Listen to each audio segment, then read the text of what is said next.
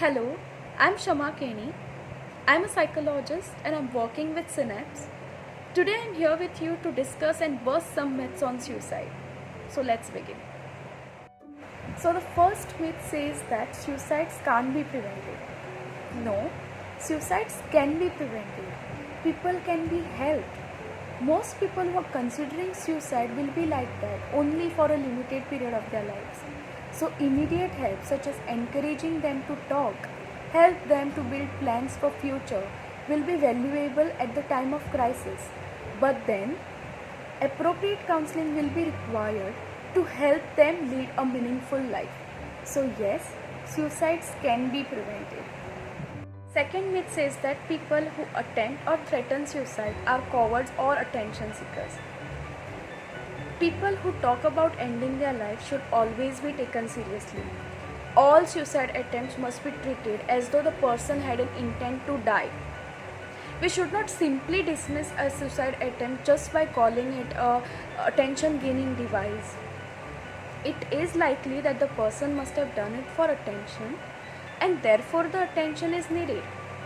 So that this attention that you give them might save their life. Third myth says that asking a person whether they are suicidal will put these ideas in their head and might make them act on it. You might be afraid about raising the subject of suicide with a vulnerable person for a fear that they might inspire them to harm themselves. But in reality, they might be relieved to have an opportunity to share their disturbed thoughts, including those about suicide.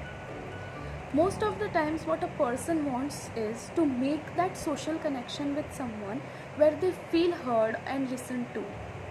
It also gives them an opportunity to process what they are going through and think out loud. So, once they feel heard, you can suggest them to seek help. Fourth myth says that teenagers or college going students are the most at risk for suicide.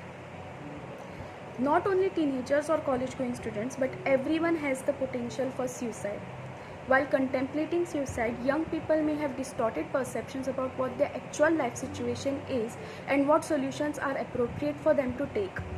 However, with support and constructive assistance from caring and informed people around them, they can gain self-direction and self-management in their own lives. Fifth myth says that reducing the access to lethal methods of suicide don't work. People will just find another way. It's a misconception that a suicidal person will find a way to take his or her life no matter what. Many a times when a person is suicidal, they are highly ambivalent. They are unsure about suicide and are torn between the desire to live and the desire to die.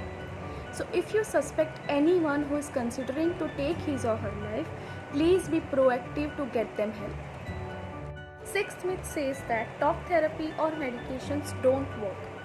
Many people believe that therapy is just for people with severe mental health illnesses, or it is assumed that therapy is just a glamorous hobby of the rich. But the truth about the therapy or medications is that it really works. It teaches you skills and will leave you with long-term and healthy coping strategies that one can use when issues pop up anytime later in their life.